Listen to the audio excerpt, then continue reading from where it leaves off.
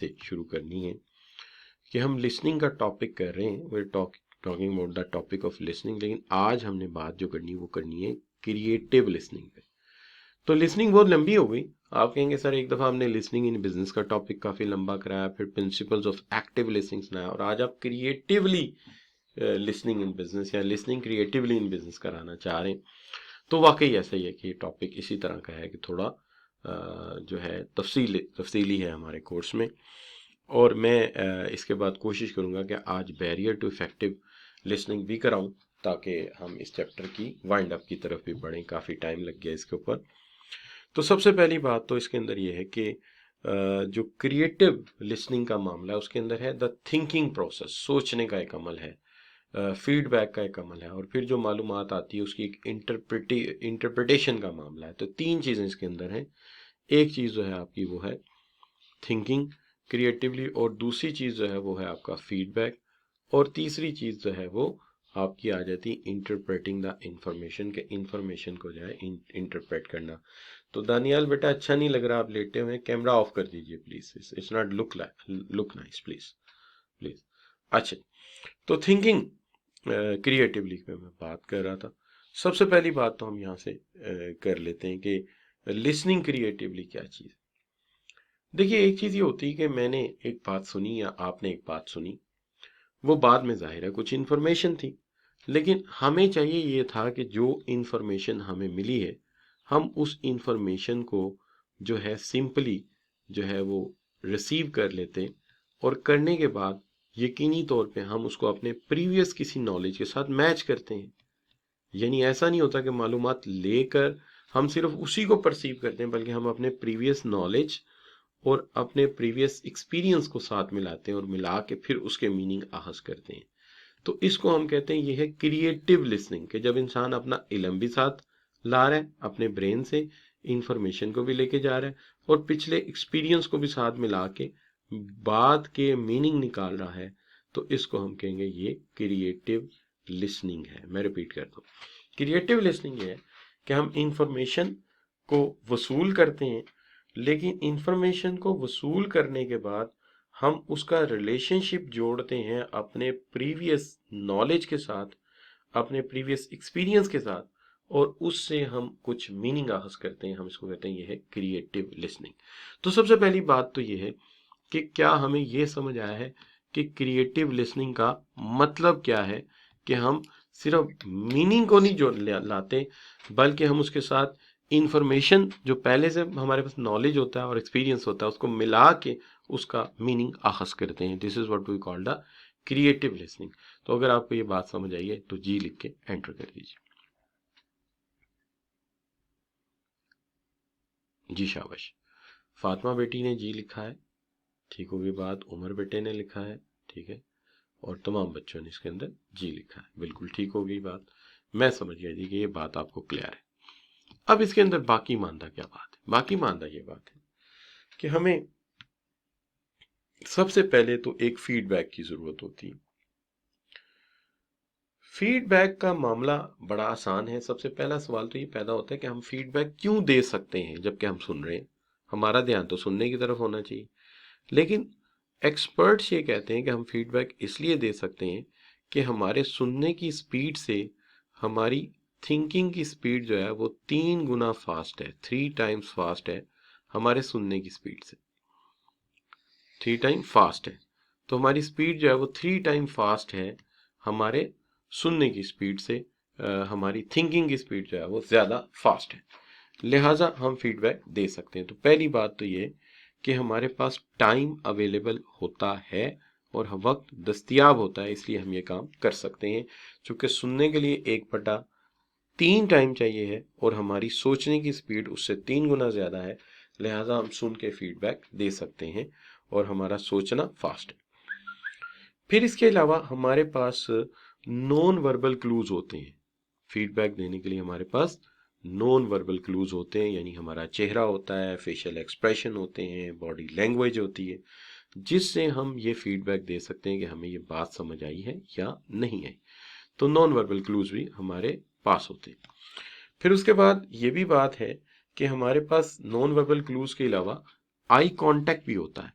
हम आंखों का कांटेक्ट भी जो है उससे भी साबित कर सकते हैं कि हमें बात समझ आई है या नहीं आई। क्योंकि अगर हमें नहीं समझ आई हम शेयरिंग करते रहेंगे, अगर हमें समझ आई है तो हमारी आंखें जो हैं वो बिल्कुल नॉर्मल हो जाएंगी और इससे भी हम जाहिर कर सकते हैं। तो अल्लाह ताला ने एक तो हमारे ब्रेन को स्पीड फास्ट दी है, दूसरी बात ये है कि हमें नॉन वर्बल क्लूज दिए हैं फेशियल एक्सप्रेशन के एतबार से, फिर अल्लाह ताला ने हमें आई कांटेक्ट दिया है जिससे हम बता सकते हैं कि ये बात हमें समझ आई है या नहीं आई।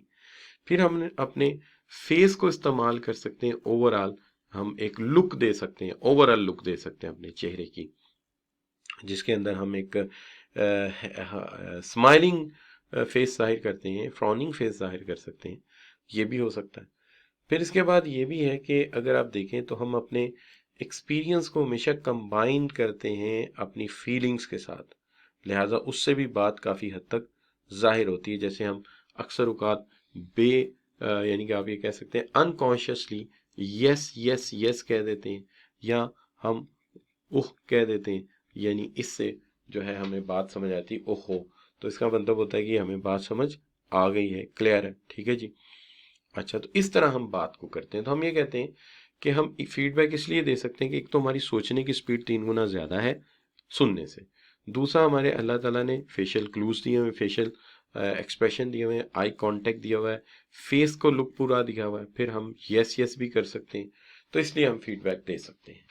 तो सबसे पहली बात तो ये कि क्रिएटिव थिंकिंग की जब हम बात करते हैं तो ये है all about understanding and interpreting, यानी पूरी बात को समझना और इंटरप्रेट करने को हम कहते हैं, यानी ये छोटी सी इसकी definition, all about understanding and interpreting speakers message, speaker का पूरा मैसेज समझना, जिसके अंदर मैंने मिसाल दी कि अपना प्रीवियस नॉलेज भी इस्तेमाल करना है, अपना प्रीवियस एक्सपीरियंस भी इस्तेमाल करना है और उसको पूरी तरह सोच के अपने नॉलेज के साथ मिलाना है, पिछले वाले नॉलेज के साथ, जिसके अंदर ब्रेन स्टॉर्मिंग कर सकते हैं आप, ठीक है जी। ब्रेन स्टॉर्मिंग का मतलब सोचना, सोच के नतीजा हासिल करना और उसके नतीजे तक पहुंचना और फिर बात को क्लोज करना।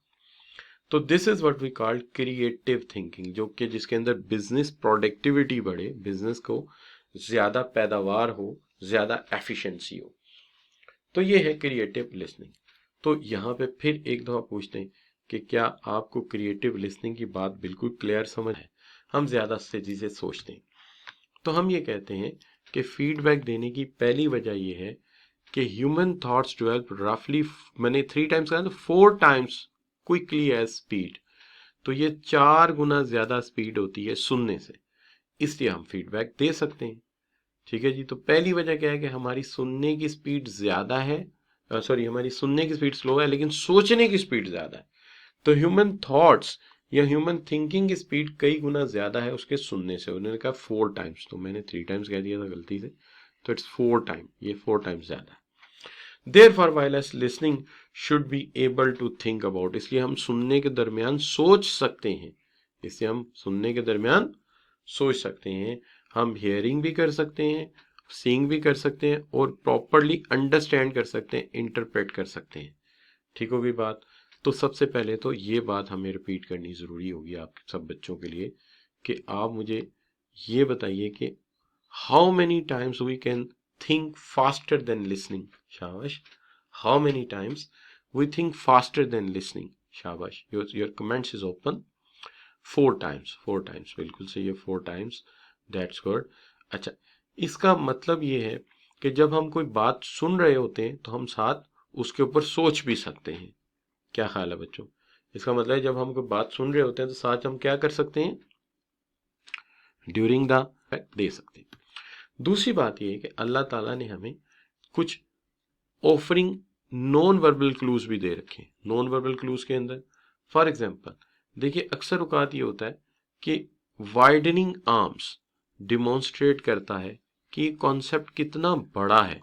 वाइडनिंग आर्म्स ये एक बड़ा कॉन्सेप्ट है, ठीक है। Raising head reflect you are thinking, आप अभी सोच रहे हैं, तो ये भी फीडबैक है।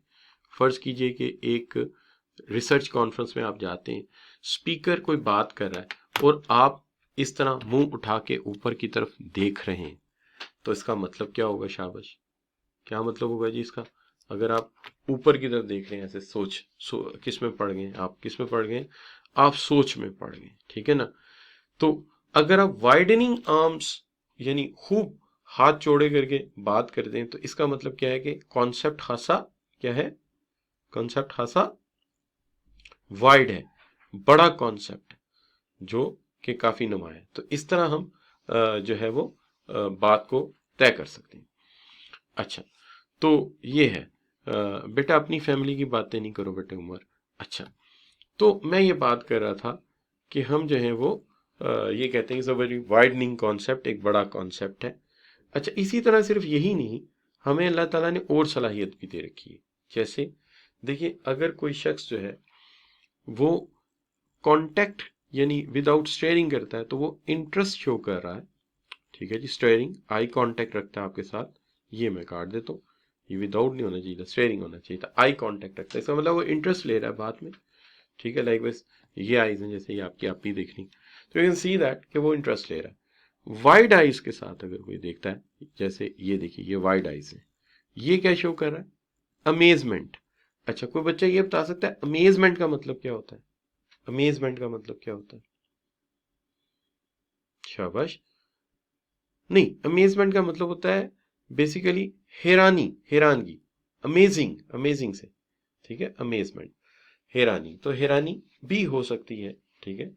अच्छा, और it is sometime show rolling eyes, rolling eyes show sometime disappointment, despair. यार ये तो बात बिल्कुल ही अजीबोगरीब कर दी रिसर्चर ने, कि मुझे तो लगता है ये दो वेरिएबल में लिंक ही नहीं है। अच्छा, तो इस तरह की भी सिचुएशन हो सकती है, तो ये भी फीडबैक हो सकता है। तो सवाल ये है आपके साथ कि अगर कोई आई कांटेक्ट यानी कि मुसलसल देख रहा है तो ये किस चीज को जाहिर करेगा? शाबाश,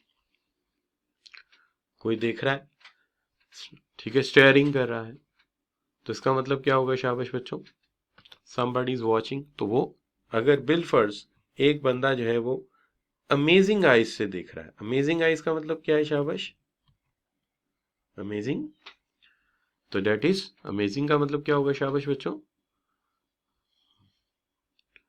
अमेजिंग आइज का मतलब क्या होगा? हैरानगी, बिल्कुल ठीक है, तो हैरानगी की बात होगी, ठीक है। और rolling eyes, rolling eyes, watching with rolling eyes, तो रोलिंग आइज का मतलब क्या होगा?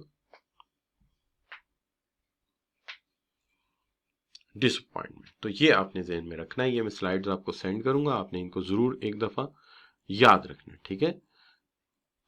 मायूसी भी ठीक है बेटा, ये भी सही कह रहे हैं आप। अच्छा जी, अब बताइए कि एक चीज है स्माइलिंग और एक चीज है फ्रॉनिंग लुक। एक स्पीकर के लिए अच्छा क्या है और बुरा क्या है? स्माइलिंग से एक स्पीकर क्या मतलब लेगा? आप कोई बात किसी को समझा रहे हैं तो स्माइलिंग का मतलब क्या है? स्माइलिंग का मतलब अच्छा है कि बात समझ आ रही है, अंडरस्टूड हो रही है। और फ्रॉनिंग का मतलब क्या है? फ्रॉनिंग का मतलब क्या है? शाबाश, बोर्ड है, परेशान है।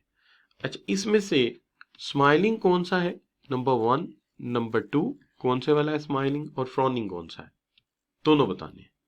इसमें स्माइलिंग कौन सा है, फ्रॉनिंग कौन सा है? शाबाश, तो number one is smiling and number two is, number two is, number two is frowning. बिल्कुल ठीक हो गई बात। अच्छा जी, अब एक चीज और होती है जिसको हम कहते हैं अफर्मेशन। अफर्मेशन होता है ये यकीन दिलाना कि मुझे आपकी बात समझ आ गई है। तो वो कैसे हम दिला सकते हैं? अगर हम यस कह दें, अगर हम ओह कह दें, ठीक है, तो इसका मतलब क्या होगा? I understand. तो अफर्मेशन क्या कहते हैं? अफर्मेशन का मतलब क्या होता है? शाबाश, दूसरे को, शाबाश, दूसरे को, अफर्मेशन का मतलब मैंने क्या बताया कि दूसरे को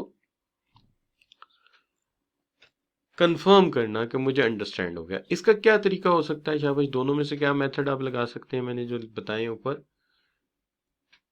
शाबाश, यस कह सकते हैं। दूसरा तरीका क्या है? शाबाश, ओह, बिल्कुल सही है।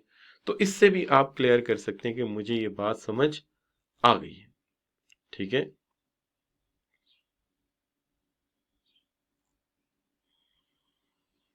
शाबाश। अच्छा, अभी मैं बात करता हूँ इसके ऊपर जो हमने बात करनी पैराफ्रेजिंग। पैराफ्रेजिंग अभी मैं बात नहीं कर रहा, ये अभी मैं नेक्स्ट में अगली स्लाइड्स में कवर करता हूँ इसको, पैराफ्रेजिंग को। अच्छा बच्चों, तो अब बात आ गई सबसे पहले कि ये तो बात हो गई कि जी आप कहते हैं कि ये थिंकिंग प्रोसेस है, फीडबैक हो गया। अब कहते हैं इंटरप्रेटिंग। देखिए, किसी भी बात को समझने के लिए उसके मीनिंग निकालने चाहिए, इंटरप्रेट करना चाहिए बात को। इंटरप्रेट करने के लिए क्या करना चाहिए? देखिए, पहली तो बात ये, किसी की भी बात हमेशा ओपन माइंडेडनेस से सुननी चाहिए। यानी किसी भी लेवल की बात कोई करे, सुननी चाहिए, मुकम्मल सुननी चाहिए। और हमेशा मकसद पे गौर करना चाहिए कि हमारा मकसद क्या है।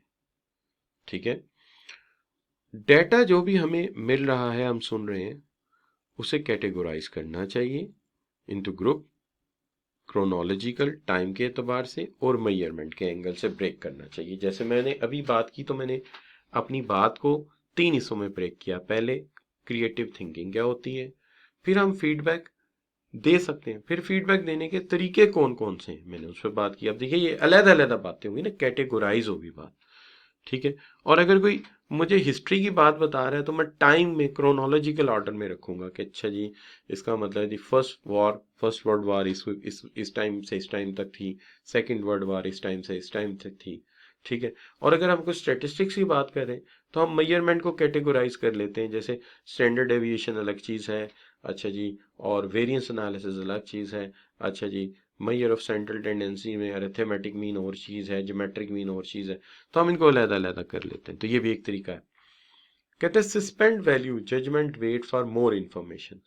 हमेशा जो जब भी आपने तो पहले तो ये बात हो गई कि मुझे ये बताइए कि जब हम किसी की बात सुन रहे होते हैं तो हमें अपने माइंड को कैसा रखना चाहिए? शाबाश। When we are listening, how we should use our mind. Mind को क्या रखना चाहिए? जी शाबाश। When we are listening, how we should use our mind. तो माइंड ओपन रखना चाहिए। ठीक है, और हमें किस चीज पे फोकस करना चाहिए? शाबाश, किस चीज पे फोकस करना चाहिए हमें? शाबाश। What should be in our eyes. हमारी आंखों में क्या चीज होनी चाहिए कि हमने क्या करना है? हमने हमने गोल पे फोकस करना है।